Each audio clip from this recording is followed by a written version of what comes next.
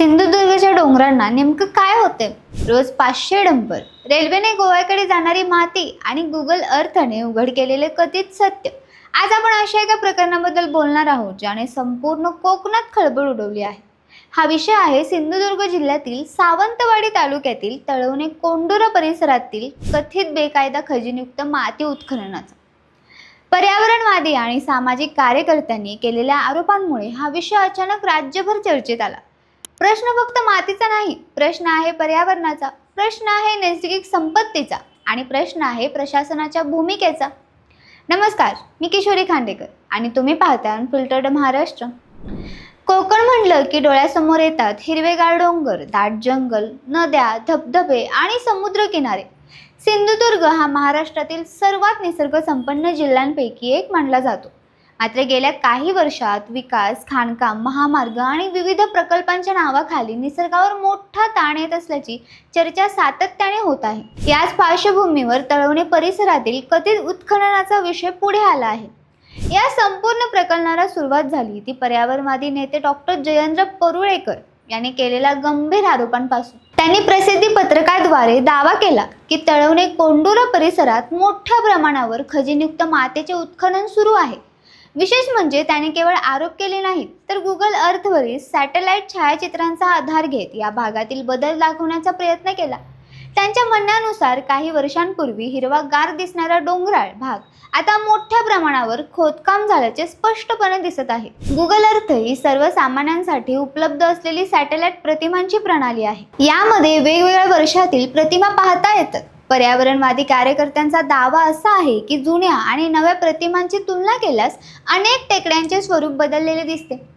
काही भागात मोठे मोठे खड्डे निर्माण झाले आहेत तर काही ठिकाणी नैसर्गिक भूभाग पूर्णपणे सपाट झाल्याचे दिसते. या छायाचित्रांच्या आधारे प्रशासनाने स्वतःहून चौकशी करावी अशी मागणी करण्यात आली आहे. या प्रकरणातील सर्वात धक्कादायक दावा म्हणजे दररोज मोठ्या प्रमाणावर डंपरद्वारे माती वाहतूक होत असल्याचा.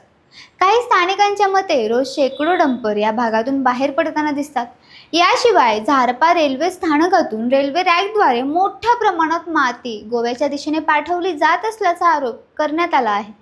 जर हे दावे खरे असतील तर उत्खननाचे प्रमाण अत्यंत मोठे असू शकते. मात्र इथे एक महत्त्वाचा प्रश्न निर्माण होतो. जर इतक्या मोठ्या प्रमाणावर उत्खनन सुरू असेल तर ते कायदेशीर आहे की बेकायदेशीर? कारण महाराष्ट्रात खजिनयुक्त माती, लेटराईट, बॉक्साईट किंवा इतर खजिनांच्या उत्खननासाठी विविध प्रकारच्या परवानग्या आवश्यक असतात. महसूल विभाग, खनिकर्म विभाग, पर्यावरण विभाग आणि अनेक वेळा केंद्र सरकारच्या पर्यावरण मंत्रालयाच्या नियमांचे पालन करावे लागते. त्यामुळे या उत्खननासाठी नेमक्या कोणत्या परवानग्या आहेत किंवा नाहीत हा संपूर्ण वादाचा केंद्रबिंदू बनला आहे. डॉक्टर परुळेकर यांनी आपल्या आरोपांमध्ये जिल्हा खनिकर्म विभाग आणि महसूल विभागाच्या भूमिकेवरही प्रश्नचिन्ह उपस्थित केले आहे. त्यांच्या मते इतक्या मोठ्या प्रमाणावर भूभागात बदल होत असताना संबंधित विभागांना त्यांनी माहिती नसणे अशक्य आहे.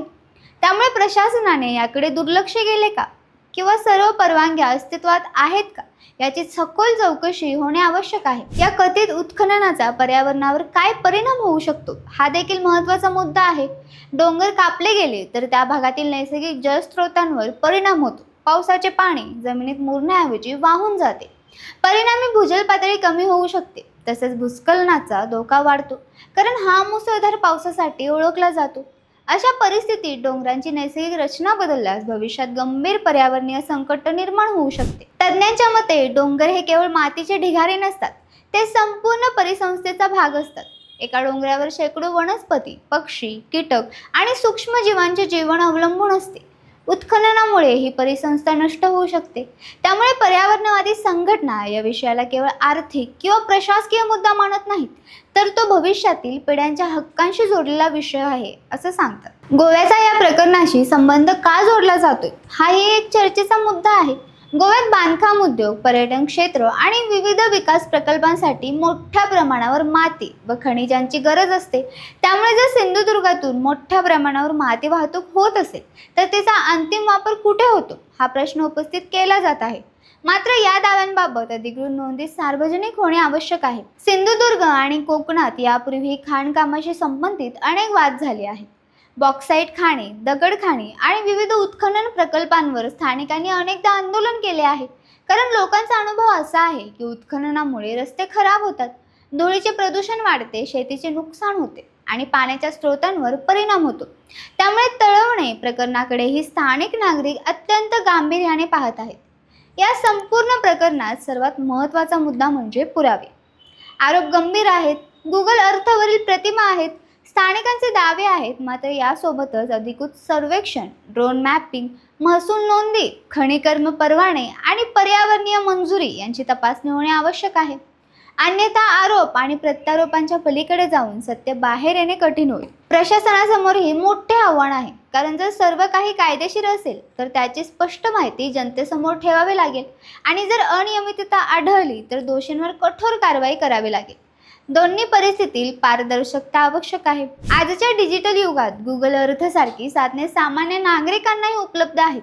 त्यामुळे पर्यावरणीय बदल लपवणे पूर्वी इतके सोपे राहिलेले नाही. अनेक देशांमध्ये नागरिकांनी सॅटेलाइट प्रतिमांच्या मदतीने जंगलतोड, बेकायदा खाणकाम आणि अतिक्रमणाची प्रकरणे उघडकीस आणली आहेत. सिंधुदुर्गातील हा वाद देखील तंत्रज्ञानाच्या मदतीने उभा राहिलेला जगजागृतीने उदाहरण मानला जात आहे. सध्या या प्रकरणात अनेक प्रश्न अनुत्तरित आहेत. नेमके किती उत्खनन झाले, कोणत्या परवानग्या देण्यात आल्या, किती माती बाहेर पाठवली गेली, प्रशासनाने किती वेळा तपासणी केली, पर्यावरणीय परिणामांचा अभ्यास झाला का, आणि सर्वात महत्त्वाचं म्हणजे स्थानिक नागरिकांच्या शंकेचे निरसन कोण करणार. जोपर्यंत या प्रश्नांची अधिकृत उत्तरे मिळत नाहीत तोपर्यंत तळवणे कोंडुरा प्रकरण चर्चेत राहण्याची शक्यता आहे. कारण हा विषय फक्त एका गावाचा नाही, हा विषय संपूर्ण कोकणातील नैसर्गिक संपत्तीच्या भवितत्वाशी संबंधित आहे. विकास आवश्यक आहे, पण विकास आणि पर्यावरण यांच्यातील समतोल राखणे त्याहून अधिक आवश्यक आहे. येत्या काळात शासन, खनिकर्म विभाग, महसूल विभाग आणि पर्यावरण तज्ज्ञ यांची भूमिका अत्यंत महत्त्वाची ठरणार आहे. चौकशी झाली तर तिचे निष्कर्ष काय येतात हे पाहणे महत्त्वाचे असेल. कारण जर आरोप सिद्ध झाले तर कोकणातील सर्वात मोठ्या पर्यावरणीय वादांपैकी एक ठरू शकतो, आणि जर आरोप चुकीचे ठरले तर जनतेसमोर सत्य मांडण्याची जबाबदारीही प्रशासनावरच असेल. म्हणूनच तळवणे कोंडुरा येथील कथित बेकायदा खनिजयुक्त माती उत्खननाचे प्रकरण हे केवळ एक स्थानिक बातमी नसून पर्यावरण, प्रशासन, नैसर्गिक संसाधने आणि सार्वजनिक उत्तरदायित्व यांच्याशी संबंधित एक मोठा प्रश्न बनला आहे. या प्रकरणातील अंतिम सत्य काही असो, पण या वादाने एक गोष्ट निश्चितपणे सिद्ध केली आहे: निसर्गाशी संबंधित कोणताही बदल आता जनतेच्या नजरेतून सहजपणे सुटणार नाही.